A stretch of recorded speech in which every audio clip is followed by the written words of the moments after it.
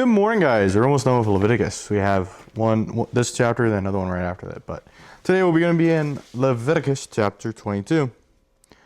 The Lord said to Moses, "Tell Aaron and his sons to be very careful with the sacred gifts that the Israelites set apart for me. They do not bring shame on my holy name. I am the Lord. Give them the following instructions. In all future generations, if any of your descendants is ceremonially unclean when he approaches the sacred offerings that the people of Israel consecrate to the Lord, he must be cut off from my presence. I am the Lord. If any of Aaron's descendants has a skin disease or any kind of discharge that makes him ceremonially unclean, he may not eat from the sacred offerings until he has been pronounced clean. He also becomes unclean by touching a corpse, or by having an emission of semen, or by touching a small animal that is unclean, or by touching someone who is ceremonially unclean for any reason. The man who is defiled in any of these ways will remain unclean until evening. He may not eat from the sacred offerings until he has bathed himself in water.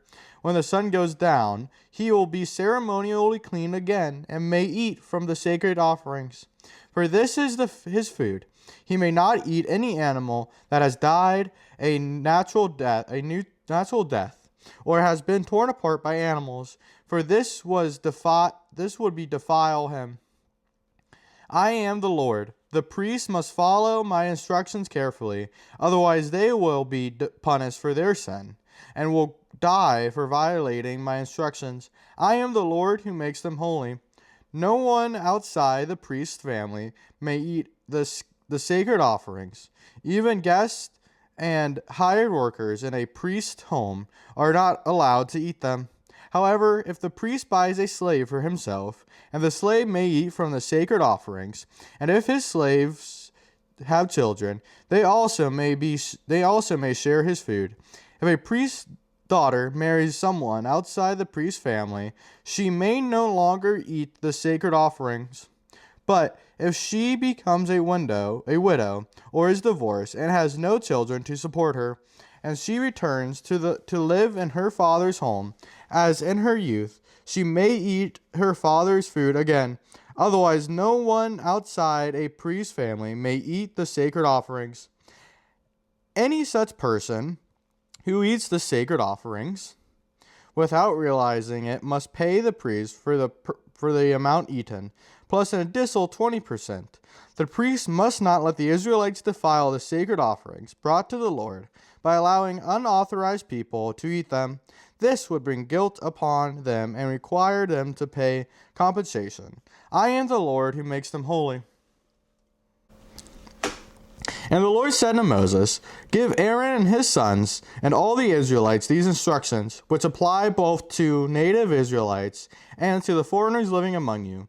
If you present a gift as a burnt offering to the Lord, whether it is fulfill a vow or is a voluntary offering, you will be accepted only if your offering is a male animal with no defects.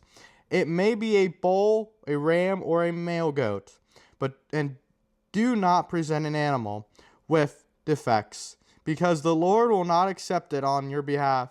If you present a peace offering to the Lord from the herd of the flock, whether it is to fulfill a vow or is a voluntary offering, you must offer a perfect animal.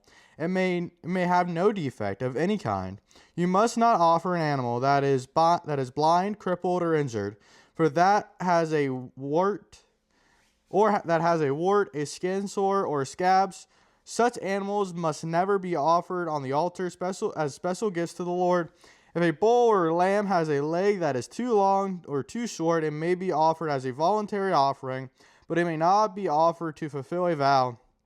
If an animal has damaged testicles or is castrated, may you not offer it to the Lord. You must never do this in your own land, and you must not accept such an animal from the foreigners, and then offer it as a sacrifice to God. Such animals will not be accepted on your behalf, for they are mutilated or defected. And the Lord said to Moses, when a calf or lamb goat is born, it must be left with its mother for 7 days. From the 8th day on, it will be acceptable as a special gift to the Lord. But you must not slaughter a mother animal, or her offspring on the same day, whether from the herd or flock. When you bring thanksgiving offering to the Lord, sacrifice it proudly, so you will be accepted.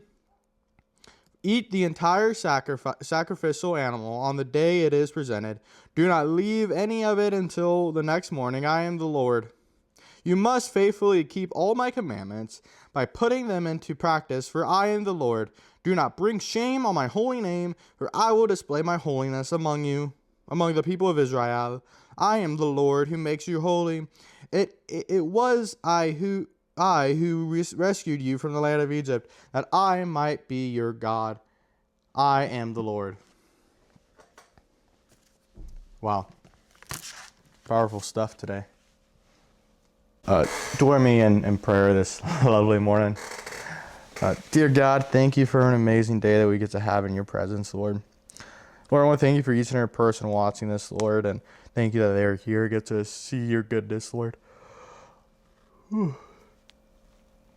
Dear God, I want every person to know that they are loved and that they can come to you in times of need and in times of want, Lord. For you are the Lord, your God, that rescued us, Lord. And that you're an amazing God, and we love you for it. Dear Lord, I want to pray this prayer in your name. And that you love each and every one of us, Lord. In your name that we pray. Amen. Guys, have an amazing week. Glad to be back with you. It's been a crazy weekend. But yeah, I love each and every one of you guys. God bless. Remember, put God first and prayer first and not last. I love each and every one of you. Y'all have an amazing week and be safe. Peace.